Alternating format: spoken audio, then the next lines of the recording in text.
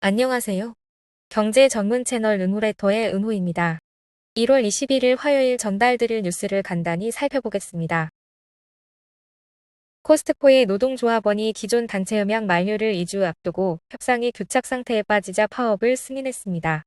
누뱅크의 CEO 데이비드 벨레즈는 누뱅크의 법적 본사를 현재 케이맨 제도에서 영국으로 이전하는 것을 고려하고 있다고 밝혔습니다. 바클레이즈는 2025년 인공지능 반도체 분야에서 마벨 테크놀로지와 엔비디아를 주요 리더로 선정했습니다. 도널드 트럼프 대통령 재선 이후 주목을 받고 있는 주식들 메가세븐을 살펴보겠습니다. 트럼프가 추진 예정인 다양한 정책이 역대 최대 수준의 재정 적자로 인해 목표 달성에 걸림돌이 될 전망입니다.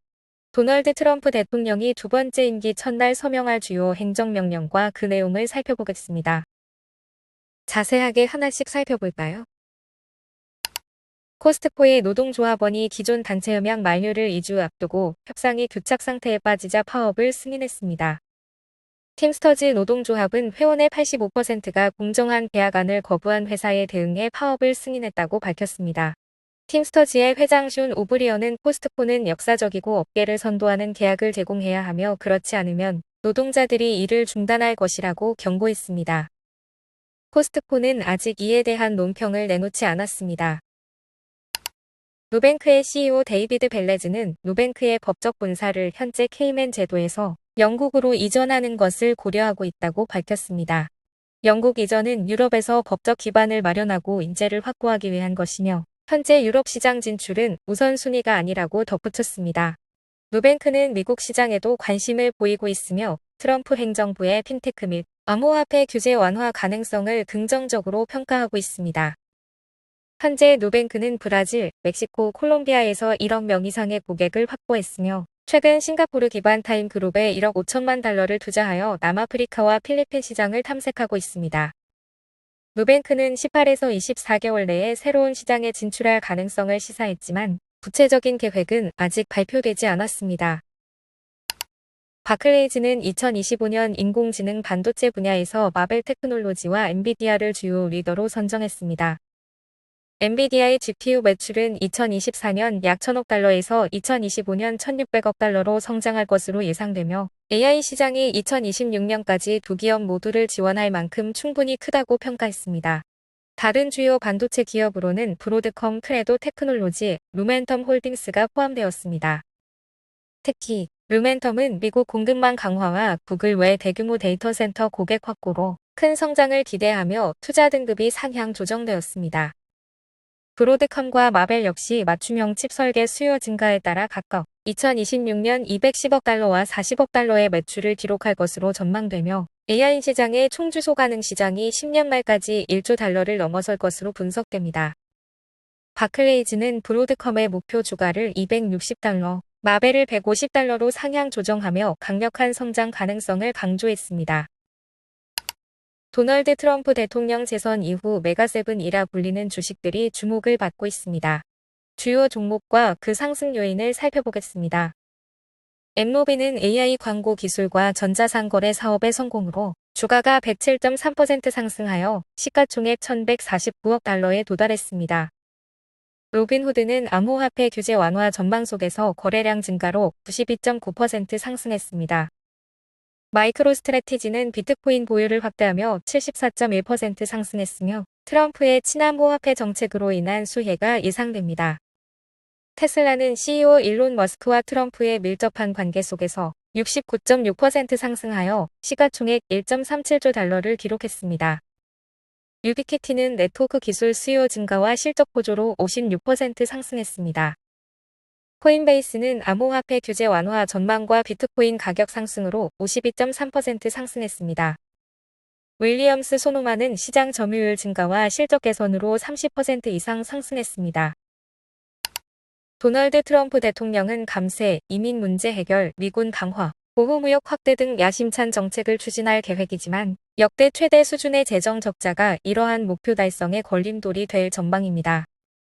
의회 예산국 12호에 따르면 2025년 재정 적자는 GDP의 6.2%에 달하는 1.9조 달러로 전쟁, 팬데믹, 경기 침체를 제외한 기록 중 가장 큽니다. 적자는 2035년까지 2.7조 달러로 증가하고 연방 부채는 2029년 GDP의 106.1%를 넘어 2035년에는 118%에 이를 것으로 예상됩니다. 전문가들은 과도한 재정 적자가 연방준비제도의 금리 인하 정책을 방해하고 민간 투자 축소와 인플레이션 악화를 초래할 수 있다고 경고했습니다. 트럼프 행정부의 약 5조 달러 규모 감세 연장과 재정 자극책은 이러한 문제를 심화시킬 가능성이 큽니다. 공화당은 정부 효율화 및 메디케어 메디케이드 예산 삭감으로 재정 절감을 시도하겠지만 정치적 현실로 인해 실질적인 적자 감소 효과는 제한적일 것으로 보입니다. 도널드 트럼프 대통령은 두 번째 임기 첫날 주요 행정명령에 서명하며 국경, 에너지, 무역 정책에 중점을 두고 기존 바이든 행정부의 정책을 폐지하는 데 주력할 예정입니다. 이민 정책에서는 출생 시민권을 폐지하고 국경에서 비상사태를 선포하고 군대를 배치하며 망명 절차를 간소화해 불법 이민자를 추방할 계획입니다. 에너지 정책에서는 전기차 규제를 포함한 바이든 정부의 기후 관련 규제를 철회하고 알래스카 에너지 생산을 증대하는 명령을 내릴 계획입니다. 무역 정책에서는 미국의 무역 적자와 불공정 무역 관행을 조사하고 북미 자유무역협정 및 중국과의 무역협정을 재검토를 지시할 예정입니다. 이 밖에도 DI 프로그램 폐지, 국명 및 지명 변경, 틱톡 금지 조치 연기 등이 포함될 가능성이 있습니다. 도널드 트럼프 대통령은 두 번째 임기 첫날 주요 행정명령에 서명하며 국경, 에너지, 무역 정책에 중점을 두고 기존 바이든 행정부의 정책을 폐지하는 데 주력할 예정입니다. 주요 행정명령과 그 내용을 하나씩 살펴보겠습니다. 첫 번째로 이민 정책입니다. 트럼프 대통령은 이민 관련 정책에서 강력한 변화를 예고했습니다. 그는 국경에서 태어난 모든 이에게 자동으로 시민권을 부여하는 제도를 종료하려는 계획을 밝혔습니다. 하지만 이는 헌법 개정이 필요하다는 점에서 법적 논란이 예상됩니다. 국경에서 비상사태를 선포하고 군대를 배치할 계획입니다. 망명 절차를 간소화해 불법 이민자를 신속히 추방하고 국경 장벽 건설을 재개하며 이전의 멕시코 대기 정책을 부활시킬 예정입니다. 또한 난민 수용을 4개월간 일시적으로 중단하는 방침도 포함되어 있습니다. 다음은 에너지 정책입니다. 트럼프 대통령은 친환경 정책을 철회하고 에너지 생산을 늘리는 데 초점을 맞추고 있습니다. 전기차 규제를 포함한 바이든 행정부의 기후 관련 규제를 철회할 계획입니다. 더불어 알래스카 지역의 에너지 생산을 증대하는 명령을 내릴 예정입니다. 미국은 국제 온실가스 감축 목표를 담은 파리 기후협정에서 다시 탈퇴할 것으로 보입니다. 무역 정책에서도 큰 변화가 예고되었습니다. 미국의 무역 적자와 불공정 무역 관행을 조사하고 북미 자유무역협정 및 중국과의 2020년 무역협정을 재검토할 것을 지시할 예정입니다. 초기에는 새로운 관세를 도입하지 않고 연방기관의 무역 정책을 평가하고 개선 방안을 제안하도록 요청할 계획입니다. 트럼프 대통령은 사회 정책에서도 강력한 변화를 시도하고 있습니다. 연방기관에서 인종, 성별 등의 특성을 기준으로 한 채용 및 승진 프로그램을 종료할 예정입니다. 생물학적 성을 기준으로 성별을 정의하도록 명령하며 정부 문서와 공공시설에서도 생물학적 성을 사용하도록 할 방침입니다. 마지막으로 기타 사항들도 살펴보겠습니다. 멕시코만의 이름을 아메리카만으로 알래스카의 마운트 디날리를 마운트 맥킨리로 이름을 변경하려는 계획을 밝혔습니다. 연방정부의 틱톡 금지 조치를 일시적으로 중단하는 방안을 검토 중입니다. 이러한 행정명령들은 트럼프 대통령의 정책 방향을 명확히 보여주고 있지만 법적 논란과 정치적 도전이 뒤따를 가능성이 큽니다.